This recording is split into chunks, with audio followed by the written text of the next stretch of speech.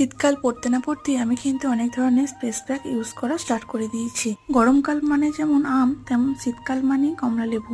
আর এই কমলা লেবু আমরা সকলেই খাই, কিন্তু এই খোলাগুলো আমরা ফেলে দিই। আর এই খোলা দিয়েই হয়ে যায় অনেক ধরনের রূপচর্চার প্রয়োজনীয় জিনিস।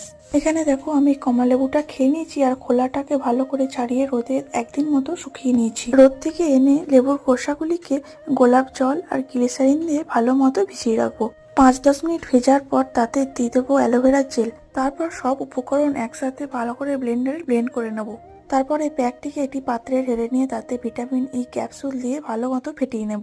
প্যাকটি অনেকক্ষণ ধরে ফেটাতে হবে। তারপর ফেস ওয়াশ দিয়ে মুখটি পুরো ভালো মতো ক্লিন করে নিতে হবে।